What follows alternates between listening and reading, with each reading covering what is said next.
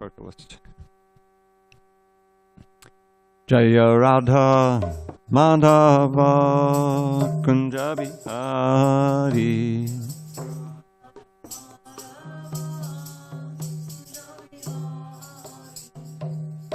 Let's start again. Bring me the other drum, not the white one. Yeah, not the white one, the other drum. The other drum over here. See it? There's two of them. There's two drums. One's not white. That's the one. Okay, try this one. This one's too soprano, more of an alto. There we go. Let's see how this sounds. Jaya Radha Madhava Kunja Bihari. Kunja Bihari. Gopijana Vallabha Girivardhari.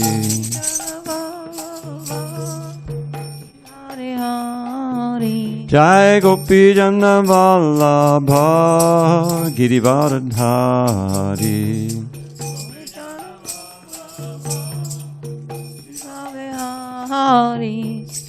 Yashodanandana Brajajana Ranjana. Yashodanandana Brajajana Ranjana. Yamuna Tira Vanachari. Yamuna Tira Vanachari. Jaya Radha Madhava Kunja Bihari. Jaya Radha Madhava Kunja Bihari. Jaya Radha Madhava Kunja Bihari. Jaya Radha Madhava Kunja Bihari. Jaya Radha Madhava Kunja Bihari. Jaya Radha Madhava Kunja Bihari. Jaya Paramātmā. Sri Srimad Divine Grace, Srila A.C. Bhaktivedanta Swami Prabhupada ki Jai. ISKCON BBT Founder Acharya Srila Prabhupada ki Jai. Jayom Vishnupad Paramahamsa Parudikacharya Ashtotar Sri Srimad Divine Grace, Srila Bhakti Siddhanta Saraswati Thakur ki Jai. Ananta Koti Vaishnavinda ki Jai. Namacharya Srila Haridas Thakur ki Jai. Srimad Bhagavatam ki Jai. Kwantaraj Srimad Bhagavatam ki Jai. Samaveda Bhaktabinda ki Jai. All glories to the assembled devotees. All glories to the assembled devotees. All glories to the assembled devotees. All glories to Sri Guru and Gauranga. I think one of the green mic is on.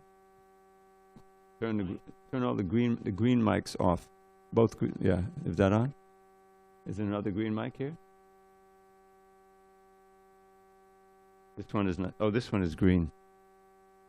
Brown. We always bring the brown one for this. We get the brown one. No, that's all green.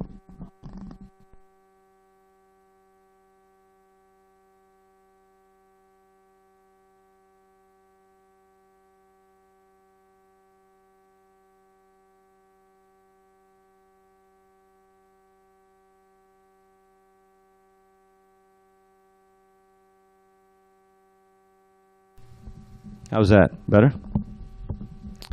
Okay. Yes, Prabhu. So today is the appearance day of Sri Jagadish Pandit. Now, for those who are really paying attention, we recently had the disappearance of Jagadish Pandit. So we're going to read what we read there about Jagadish Pandit, great associate of Lord Chaitanya Mahaprabhu. Jagadish Pandit, this is from the Chaitanya Charitamrita. Jagadish Pandit was the savior of the world. He was a monsoon cloud of Krishna prema, pouring showers of mercy upon everyone. Close quote. Jagadish Pandit and his brother, Mahesh, lived near Jagannath Misra and in Sridham Mayapur. Jagannath Misra is Lord Chaitanya's father.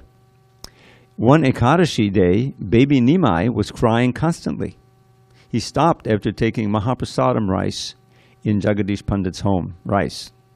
In other words, he wanted the rice on Ekadashi, showing that he's God. Then Nimai performed a miracle. Jagadish Pandit swooned in ecstasy upon seeing baby Gauranga manifest a beautiful form with a monsoon cloud blue complexion, shining like lightning and adorned with a shimmering peacock feather. After moving to Sri Kṣetrajña, that's Jagannath Puri, Lord Gaurachandra asked Jagadish to come help spread the Harinam Sankirtan movement. Taking Lord Jagannath's permission, Jagadish Pandit took a deity of Jagannath back to Nadia to worship in his village of Jeshore. In Krishna's Nitya Leela, Jagadish Pandit serves as the dancer Chandrahasa, or a Nagapati, a wife of Kaliya. Jagadish Pandit ki jai. And now, Srimad Bhagavatam. Om Namo Bhagavate Vasudevaya. Om Namo Bhagavate Vasudevaya. Om Namo Bhagavate Vasudevaya.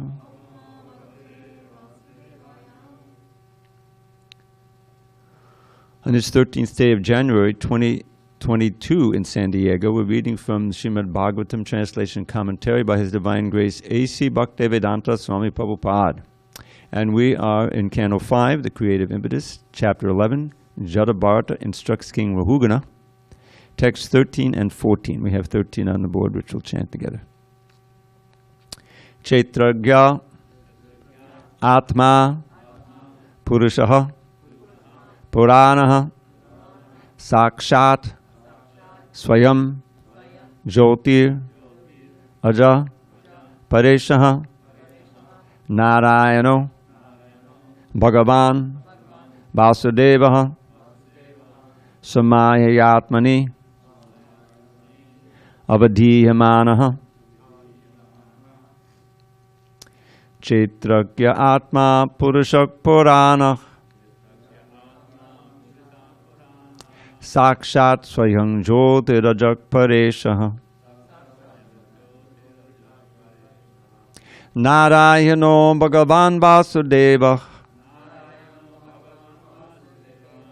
samayayatman havadhiyamanaha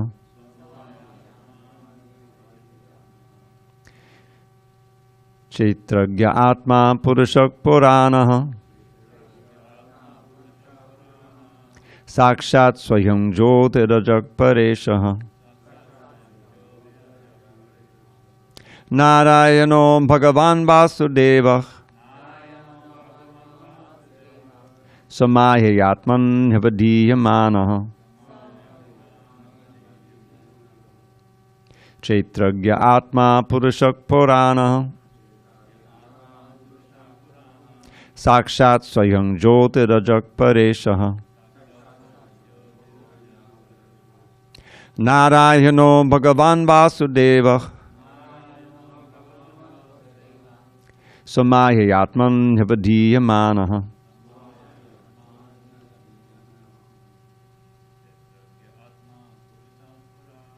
kṣetrajña ātma purushak puranah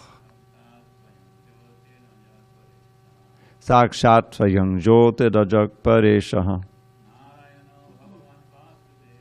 narayano bhagavan vasudevah samayayatman havadhiyamanaha kṣetrajña ātma purushak puranah sakshat swayam jyotirajak pareshaha narayano bhagavan vasudevah samayayatman havadhiyamanaha kṣetrajña ātma purushak purana sakshat swayam jyotirajak paresha narayano bhagavan vasudeva samayayatman havadhiyamana. Do you chant? Anyone in Zoom land?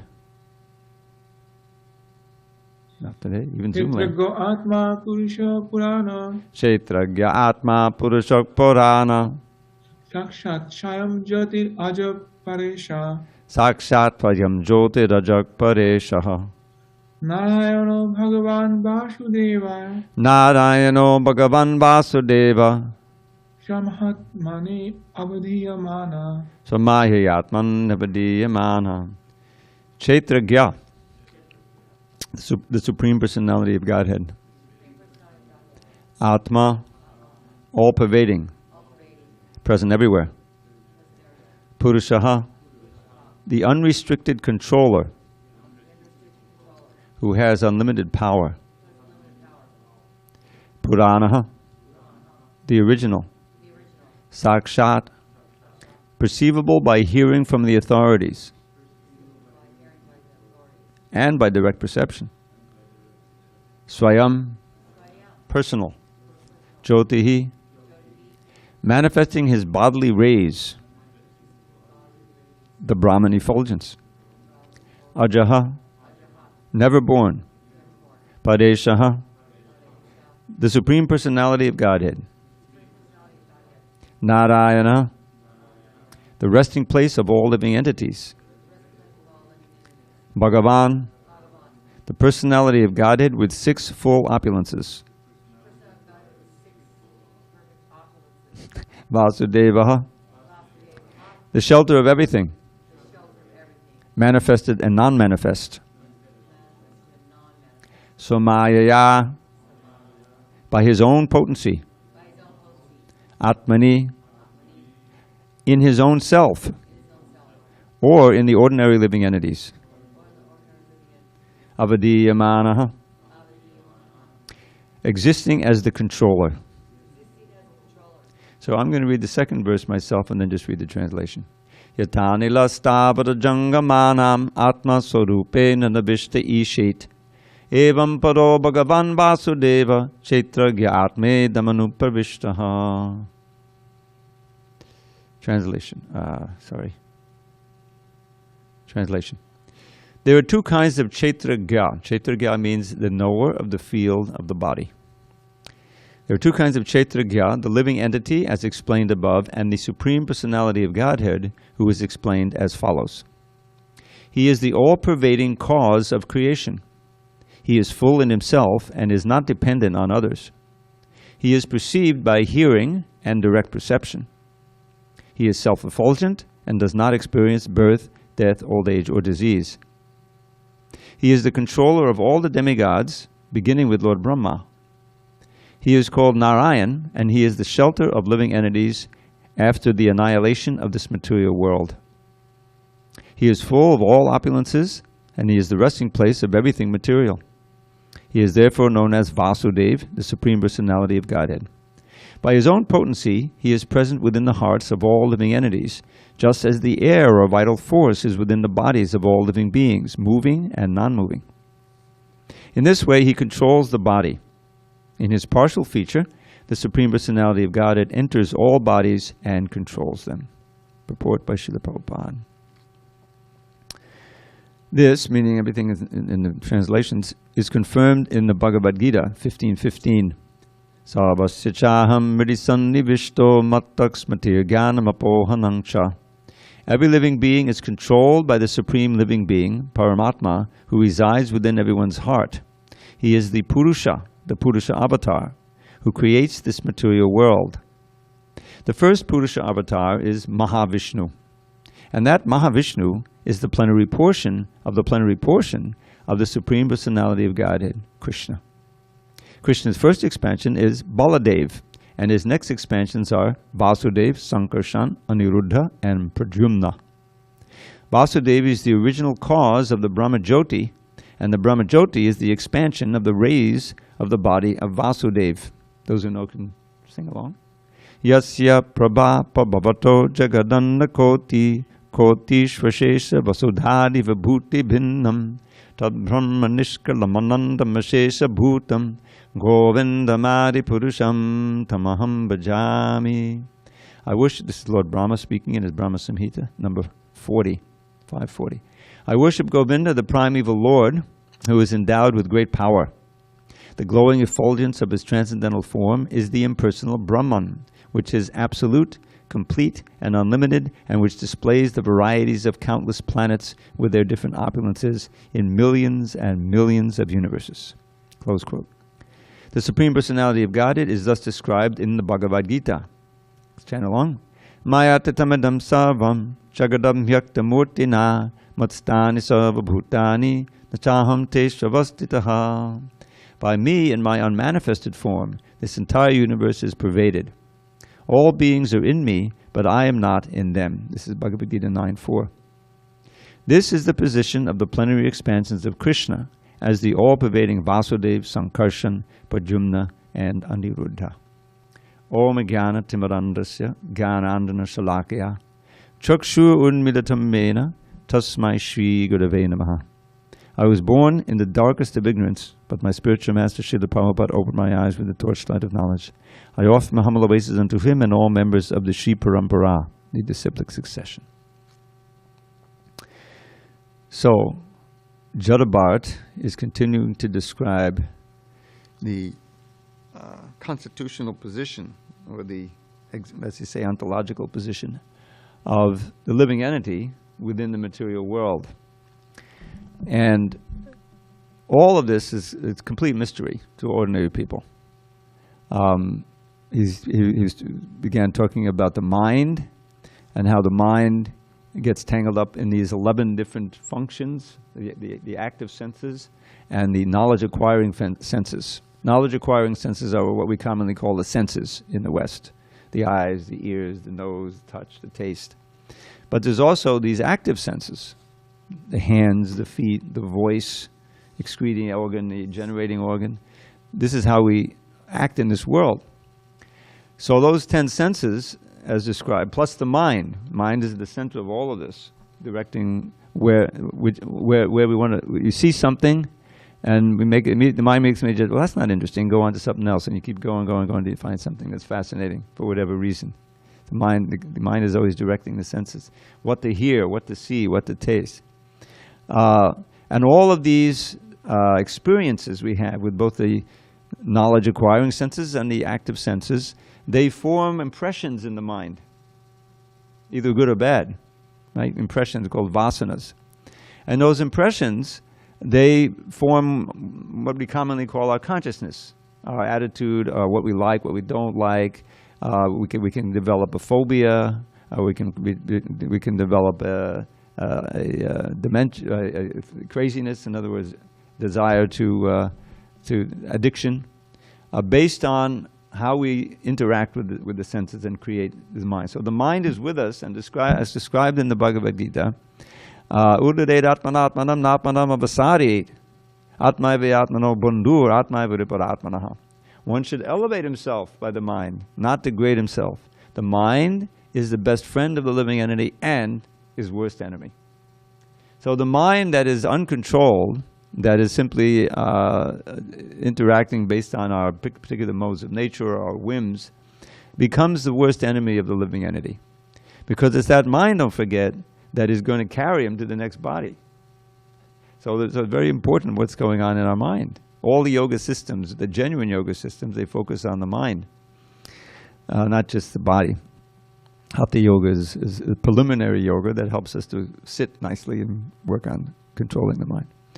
So now in this particular verse, he's talking about the kṣetrajña, the supreme kṣetrajña. As Krishna says in the Bhagavad Gita, in the 13th chapter, kṣetrajñam chapimam vidhi sarva kṣetreshu bharata. Kṣetrajña simply means, kṣetra is a field. This body is known as like a field, which we act through. And gya means the knower, as in jnana. The word jnana means knowledge, gya means knower, J-N-A. So Krishna says very distinctly at the beginning of that, near the beginning of the chapter, I am also the knower in each body. So there's the soul and the super soul. And the super soul, he's a witness. He's not invested in the sensations or all of these things. He is providing our knowledge, remembrance, forgetfulness. He describes that in the 15th chapter. Prabhupada quotes half of that verse in this purport. And he's witnessing everything. Upadrashta anumanta. Upadrashta means seeing everything, overseeing. And anumanta means sanctioning, allowing us. In other words, he knows the whole background of our karma, what we're deserving to experience, what we're bound to experience, something that may be unpleasant. All of that is under his understanding and his control. He's leading us. I had an experience, of course for devotees it's a little different. They're not exact, but Krishna uses the latent karma to help guide us back, and teach us lessons. So as you all know, I have this problem with my ankle. So this is going on almost 3 months now. In the month of November, December, then it's 2.5, January. So it was a serious sprain. I've never had such a sprain. This is a sprained ankle, but previous sprains, they cleared up in a few days. This is like going on, but no, it's almost better. So I revisited the place where I sprained it last Saturday night. I hadn't seen it. It was stupid. I was walking, I was trying to cross in the middle of the street. Ingram, it's a big, it was dark and I had the flashlight, but I didn't point it. So I stepped off the sidewalk, not into the road, but there's a little place off, between the sidewalk and the road. And there happened to be a little ditch there. I couldn't see it. Oh, I could hardly, I barely got back to the laundromat. I was doing my laundry. So I saw it in broad daylight. I said, wow, that's the only place on the whole road where there's a little ditch. And that's the one place where I said, this is not an accident. This is some, Krishna was directing me to I really felt that this was an indication of higher powers. So, okay, it's cramped my style for a while now. I'm trying to get back and it's healing up. But when you're trying to perform devotional service, it's not exactly the same as just getting your karma. Because Krishna sees, this person is taking some steps toward me, has some sincerity, so I'll use the karma, not all of it, but I'll use some of it to guide them and teach them. Teach them how to improve their surrender, give up these things that are still attracted to, and taking on things that we're hesitating to take on. So that's this kṣetrajña, and he's describing this, and he's going through a whole, very detailed explanation. And this is all describing our situation in this material world, because it's like a disease. Being in the material world for the living entity is a disease condition of life. We're not in our normal state. We keep getting old and literally diseased in the body, dying, taking birth again. We're certainly not at the platform of Sachidananda. The very word Sat means eternal. We're not eternal in these bodies. Everyone knows that.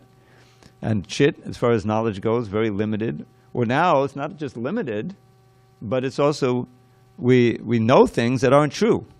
That's even worse. We're absolutely convinced of things that aren't true, and that's the condition always with the conditioned souls, right? That's what it means to be in delusion. What's the first thing, the most obvious delusion that everyone has in this material world? I am this body. It's a given.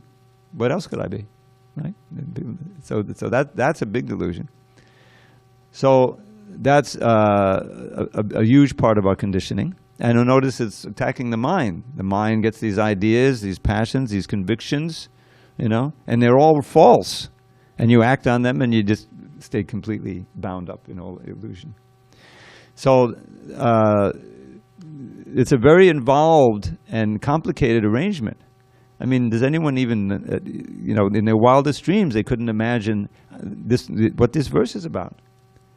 All of the different the Purusha avatars, how this creation comes about, the fact that we go from body to body itself is a mystery, that we're eternal souls, right? What is that? There's a verse, it's leaving me now. One who one who hears it thinks it cannot is amazed by the soul. One who learns it's amazing, just the existence of the soul. What to speak of God? So this is suddenly, you can just visualize this. Jada Bharat has been silent all his life, basically, right? And everyone thinks he's stupid. That's what Jada means. That's what it means, not very knowledgeable. So they give him a job, watch the cows, like that. He didn't want to get entangled. So But suddenly he's revealing what he really knows, and it's just all of this incredibly detailed understanding of our actual situation in this world and what's going on. So here he's glorifying the kṣetrajña, who's not under the supreme kṣetrajña, or knower of the body, which is the super soul, and explaining his relationship or his other manifestations as Narayan and Vasudev and Pradyumna and Niruddha, the Chaturvyuha. All of these are oversee different aspects of our being. Like Aniruddha, I learned this when I was proofreading the fourth canto. You may recall, he's overseeing the mind, and Sankarshan is in charge of the false ego, and I think Vasudev in charge of the soul, and Pradyumna in charge of the intelligence, I believe. I may have that. I think I got that right. So who knows anything about this? So how do we apply this knowledge perfectly or practically in our devotional lives? Well, what we get from this, and in future verses, we're coming upon after a few more verses, Jadabard will give instructions about how to deal with the mind, because that's really what we want to know. And Prabhupada says you can't neglect it, because the mind is in a diseased condition. Just like if you neglect a disease, it can get worse. Right? It will get worse. You have to deal with it, right? So he says, don't neglect it. But then at the beginning in the purport, Prabhupada says there's one very wonderful strategy that we can use for dealing with the mind, the conditioned mind, and that's neglect. Wait a minute, he said, you look in the translation, he said, don't neglect it. He says, so he means two different things by the word neglect. Neglect generally means ignore, right? You just ignore it. Hope it'll take care of itself, but it doesn't. Any disease. So, but in the second neglect, he means disobey. In other words, what he's saying there, the mind is giving us so much instructions. It's impelling us. The conditioned mind is impelling us to go here, go there, and finally to go to another body. And so the mind is, at the present moment, in the conditioned state, our worst enemy. But we have weapons, we have tools, if you will, by which we can tame the mind and indeed reform the mind so it becomes our best friend. Krishna says that right in the Gita. Bandharatma, the mind is the friend or the enemy. So the idea is that we don't have to be controlled by the mind. We can tame the mind so that the mind is under our control. That's the meaning of Goswami. The mind and the senses under control. So that it becomes our friend, meaning our agent for serving Krishna. Helps us to remember Krishna. Just like the ideal is that the mind cannot forget Krishna, right? That you're so practiced in chanting and remembering Krishna and using the mind for service that it all spontaneously remembers Krishna, right? So the gopis, who are the ultimate servants of the Lord, they're experiencing varieties of different loving exchange with Krishna, and in mood of separation, it often appears like pain, and they express it like that. That you read the description in the Nectar Devotion or other books of the gopis in separation from Krishna, and it's just like what Lord Chaitanya showed in Antya Lila. So much suffering, crying. He would rub his face, his wonderful, beautiful face, against the wall of the Gambhira where he was staying, and it would bleed. And the devotees assigned Govinda, who was his servant. He was another disciple of Ishwar Puri, but he became Lord Chaitanya's servant, to stay with him. And I think he kept Lord Chaitanya's feet on his lap as Lord Chaitanya was sleeping, so that if Lord Chaitanya got up, he would get up. He's sleeping there with Lord, and so that he wouldn't, injure himself or get out of the room and run wild into the ocean, which he mistook for the Yamuna, and they think afraid he's going to drown. There's all these pastimes you find in the Antya Lila.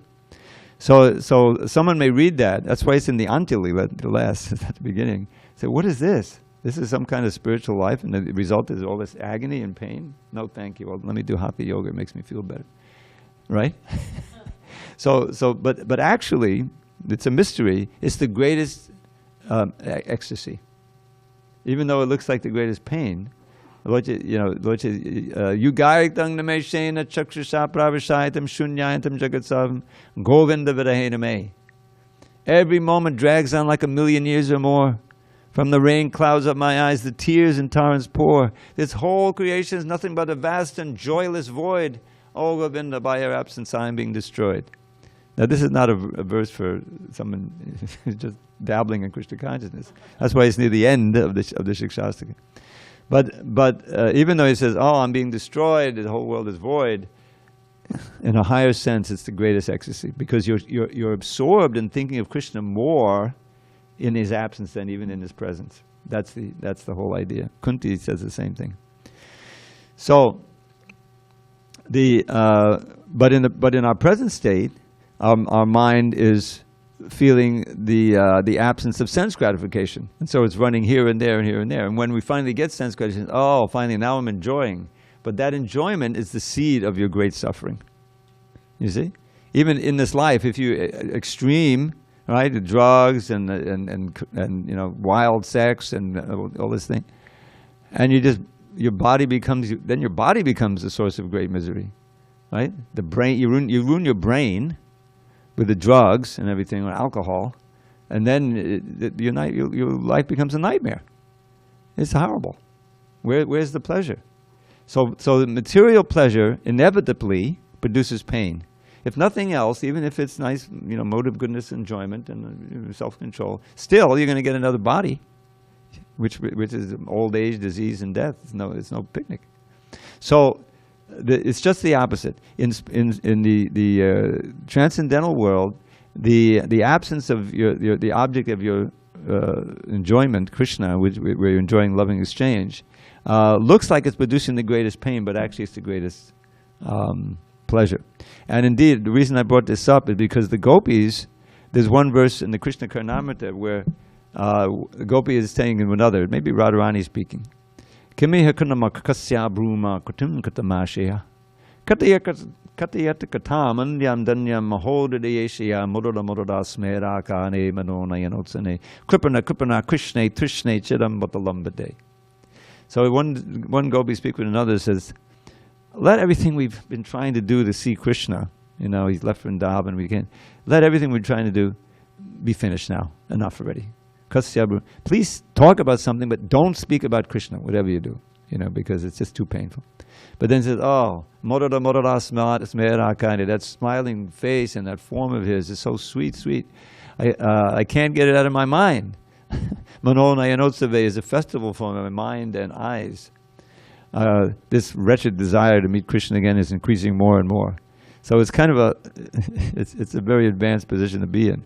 But what I'm getting at is that the mind which is spontaneously attracted to think of Krishna is your best friend, and that's a high state that we're trying to aim for by sadhana bhakti. What is all this chanting? Hare Krishna, Hare Krishna, Krishna, Hare Hare. We're trying to associate with Krishna through the holy name. We're chanting under instruction. This is authorized process. And we're trying to focus on that chanting, you see, so that Krishna will attract us. The name Krishna is Krishna. We just read it this morning, remember? After Mangalarti, Prabhupada makes this point.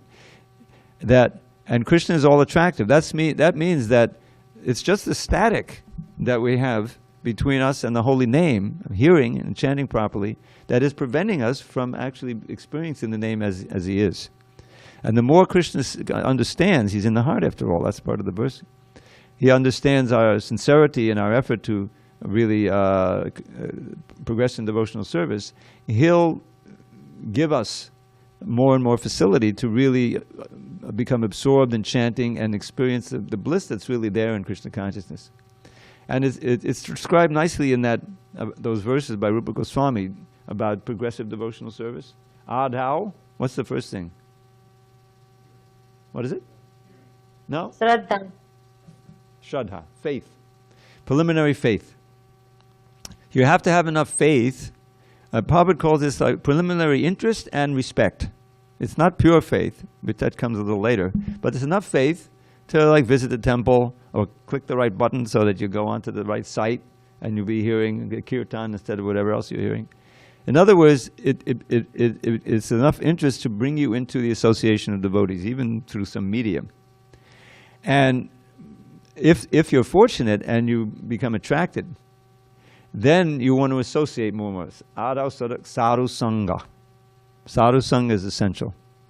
So that sadhu, and who is a sadhu? A pure devotee. Real sadhu is a pure devotee, as explained by Kapila Dev in his Sadhu Sangashtaka, 8 verses about association with sadhus. And so it goes on, and in that association, what's going to happen? It's time for kirtan, Babu. Come to the kirtan. Okay, Hare Krishna, Hare Krishna. And let's do some practical service. Could you please clean the patio? Sure, I'll clean the patio. And all of that is, Krishna's watching. He says, oh, there's someone who's a little sincere. So he gives you a little taste to come back and associate some more. So then what are you going to do? I'm going to do what everyone else is doing. You have any extra japa beads, Prabhu? Yeah, sure. Try some japa beads before you're chanting. It's not perfect chanting, but you're making it. So the idea is that adho shuddha sadhu sangha bhajana kriya. Bhajana is the chanting and what develops from the chanting. And in that bhajana kriya, there's an arta nivritti going on. This anartas are present everywhere within our body and especially within our mind. What are they? Kama, krodha, lobha, lust, anger, greed, illusion, enmity, envy. All of these things are latent and they choke off the heart. So those start to become cleansed away. The desires that are pulling us all the time says, who cares about that anymore? You went through that, right, with your friends. They wouldn't know, hey, come on, Glenn, let's go to the track or something, whatever it is. No, I'm not into that anymore. What are you into? They probably couldn't understand what you were into. Anyway. But the idea is that your desires change. They're not getting suppressed, they're getting purified, sublimated. So it's all the mind. All this is all going on in the mind. And as the anartanivritti goes on, you want to get serious, you want to get initiated, get confirmed, take vows before the deities, make a firm commitment, get really connected, and that's a very important step. And anartanivritti goes on till you get to the point of nishta, which is firm faith. This is the real faith that Lord Chaitanya defines in the CC. Shraddha shabde vishwas kohe sudridha nishchoy Krishna bhakti kole sarva karma krito hoy. Is that the real faith is the firm, unshakable conviction that just by performing the acts of Krishna consciousness, all the different services we do and the disciplines, the do's and the don'ts, just by following those carefully, all of my real aspirations will be fulfilled. This will be the perfection of my life. That's real Shraddha. And from there, on that basis, you can see how you can advance to the point of taste, ruchi. Now, ruchi is not something that waits for this. Even in the beginning, there's some ruchi. Otherwise, you wouldn't come back. If nothing else, it's ruchi or taste for the prasadam, right? Which is an important aspect of our whole dharma.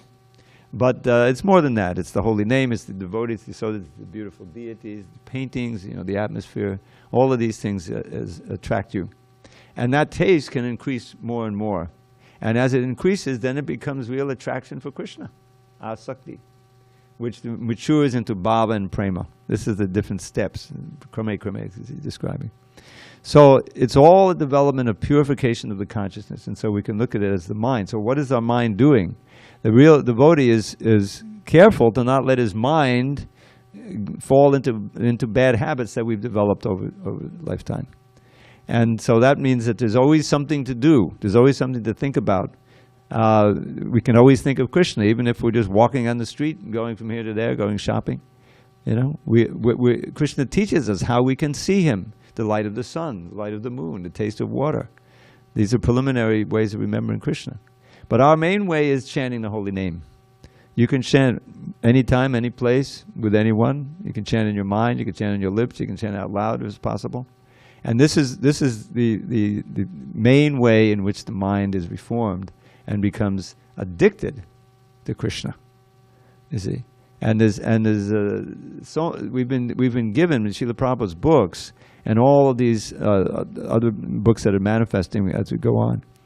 Just like Prabhupada's books. Well, that includes up to 10th canto, chapter 13. We can't really say that, the rest of the 10th canto, 11th, 12th canto was Prabhupada's books. I mean, he certainly wanted it completed. We know that. But those chapters are also full of wonderful Krishna Katha. Like the gopis, they're the highest devotees. And they have these songs, the Gopi Gita.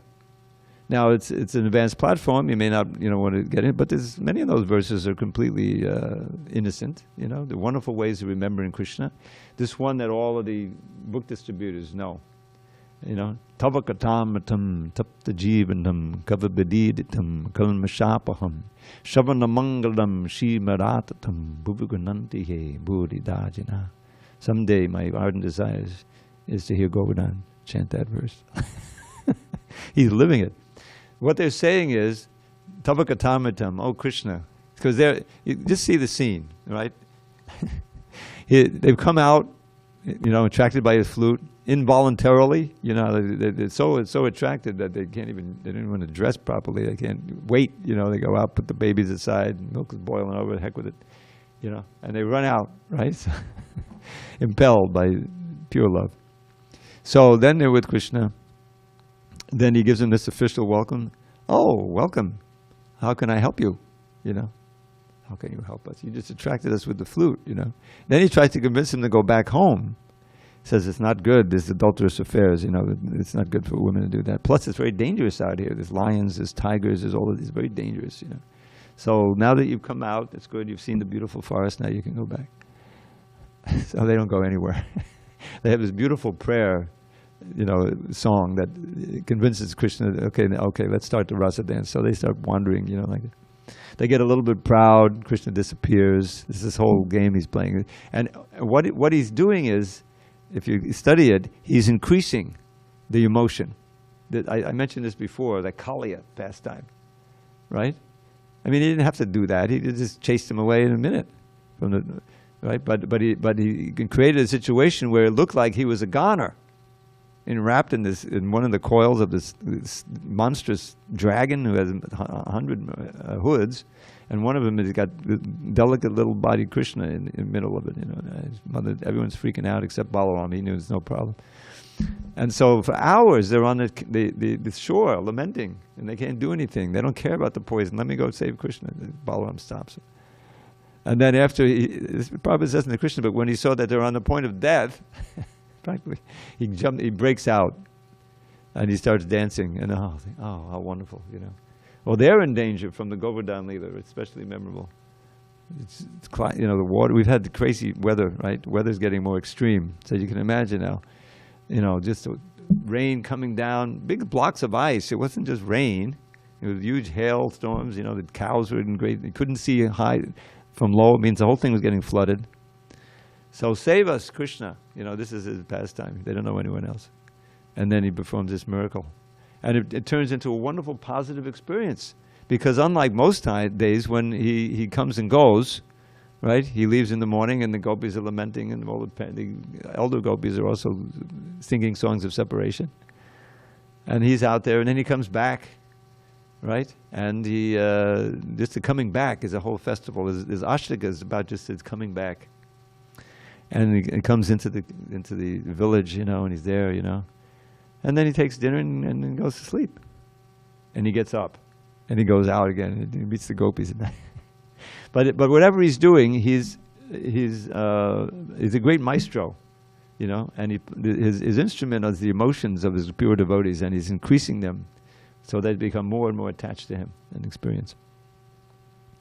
So that's our original state is in that Goloka Vrindavan, experiencing those wonderful pastimes.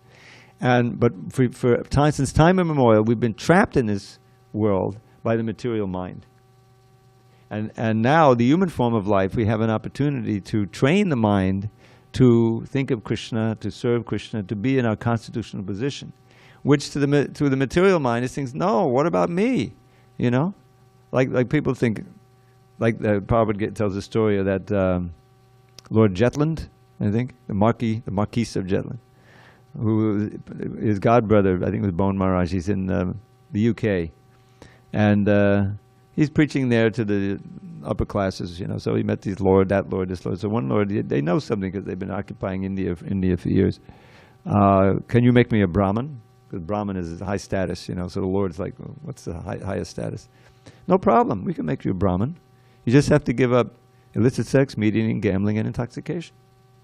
He said, impossible, impossible. And Prabhupada explains, yeah, this is their life. This is what they, you know, this is the central current of the life of these four sinful activities. So many of us, you know, that was our life. But we're intelligent enough to see that that's the life of self-destruction and great suffering. So in our great good fortune, by Krishna's arrangement, we've come in touch with this process of purification. And it helps. It's important to understand the philosophy too, how things are arranged, so that we can have faith in the process, which sometimes appears very difficult. And we you know, but we say, okay, this is what's going on. The super soul is there witnessing, and so let me engage in my mind in hearing the holy name and in paying attention, focusing on my different services, so that I can improve with them. Just like it's so wonderful to see devotees learning the instruments. You know, I never learned the drum, obviously. I only play when there's no other drummer, because at least I can keep a beat. You know, I learned the verses, and so I'm up to teach verses. You know, unfortunately, I haven't had time to do as much as I like. But these shlokas are also a wonderful way to control the mind and to fill the mind with thoughts of Krishna. I was just remembering sometimes verses I memorized years ago come back, or someone reminds me. The other day, I don't know if I shared this already. If I did, please forgive me. But there was a devotee here named Kareem. Somehow or other, the temple was filled with devotees. They all looked like Indians to me. Even Kareem, who's got a little dark complexion. He had a beard. I didn't recognize him at all. So somehow our local devotees weren't there. So okay, class. And then after class, he said, "Oh, do you recognize me?" I said, "No." So I'm Kareem. Oh, Kareem, didn't I teach you a verse? The only verse he ever learned. I said, yes, and he had forgotten it too, but he knew the first couple of words. Juta tapaniya. Oh yeah, Juta tapaniya. I couldn't remember it right away. And then after a while, when I got home, I looked it up and I was able to. And it's a beautiful verse by Bilvamangal Thakur describing how Krishna appears to him. There's so many verses like that, even though he's physically blind, but Krishna keeps appearing before his spiritual eyes, you know. He lived for 600 years.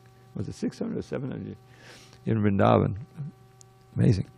And so here's how the verse goes. And these verses help to fix the mind on Krishna.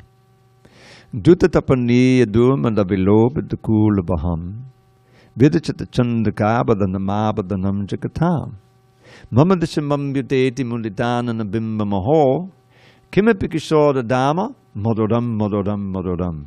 What does the last three words mean? Sweet, sweet, sweet. Exactly. So this verse, anyway, it's a long story how I came to discover it. I have so many archival verses, you know. It's a beautiful description of how he's having this vision of Krishna within his spiritual vision because he's physically blind.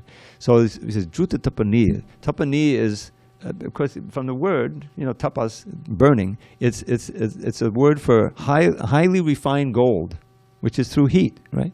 And Juta means molten. So this molten, highly refined gold has even a greater glow than ordinary gold. Okay, so naturally that extraordinary gold is very proud of its glow. Tapani, Juta tapani, durmada. Durmada means pride, false pride, you know. So the Krishna, the beauty and effulgence of Krishna's dhoti, which is a silken and yellow gold, is destroying the pride of this highly refined gold. That's the first line. And Krishna has created a beautiful ornament out of peacock feathers. It's not just a peacock feather, but it's like an arrangement. But he himself is the ornament for the whole universe. Abhadanam jagatam. So then he says, Mama disham abhyuteti. He's come before my eyes. Drisha means eye. Mama disham abhyuteti. Muditana na bimba maho.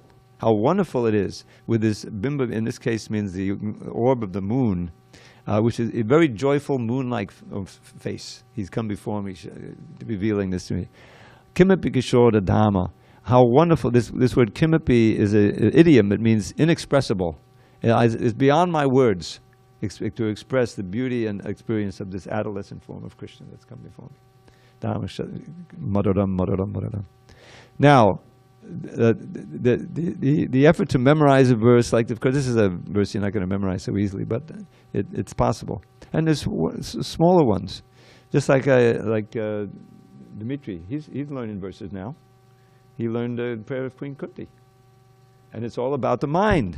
Very appropriate for this section. Tvaime ananya vishaya mati madhupate sakrit-ratamudvahatara da gange vaugamadanvati. We shouldn't diminish the idea or the importance of prayer. Everything is a prayer. Hare Krishna is also a prayer.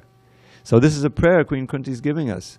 And she's praying directly to Krishna, who's about to leave, to go back to Dwarka.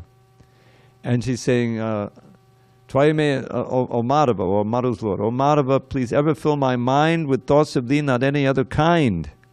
As Ganges torrent flows into the sea, let all my love flow constantly to thee. So this is a prayer that we can all utter, because Krishna can help control the mind. So we've been given all facility. This is the point that I wanted to make. All facility for reforming. You're not going to kill the mind, but we want to purify the mind, so the mind is our best friend. Means that it spontaneous thinks of Krishna. And that we're always thinking of ways to spread Krishna consciousness. Prabhupada said the best way to control the mind is always be scheming how to spread Krishna consciousness. So that's my little, I'm sorry I went over time. Any questions or comments? Hare Krishna. Haribol, any locals? All right, think of something. Meanwhile, go ahead, Vijay. Yes, the quote from the translation related to the verse you chose for today, 5:11, 13 and 14, two texts, is as follows. Quote, it is the three last sentences of the translation. Quote, by his own potency, he is present within the hearts of all living entities, just as the air or vital force is within the bodies of all beings, moving and non-moving. In this way, he controls the body. In his partial feature, the Supreme Personality of Godhead enters all bodies and controls them. End quote. And in the purport, the second sentence goes, quote, every living being is controlled by the Supreme Living Being, Paramātmā, who resides within everyone's heart, end quote. So, based on these quotes, Dravida Prabhu, my question is as follows. When I look outside at night, I open my window to look outside at night, the stars and the moon, and I see that, and the symptom that shows me that some superior intelligence or some superior powerful living entity is controlling these celestial bodies, is that they are not falling down from the sky. Mm-hmm. So my question is, in relation to having God living inside my heart and having the control of my body, what is the symptom that shows me that my body is being controlled by God? Everything. I mean, when you actually study even a little bit how the body is working, there's incredible design there, control. You know, I learned as a kid. You learn what's the temperature. You got a fever? Well, Mom, what's it supposed to be? 98.6, right? That's it. The 98.6, isn't it? And you know, there's all of these mechanisms to try to regulate that so that it stays at 98.6, because so many functions require a certain temperature to be performed properly. If you have a fever, then things are got to be. You know, you have a problem. So. And there's a million different things like that. The science of medicine, you know, it's just amazing the detail of the design of the body. Well, to speak of the brain, you know, it's amazing.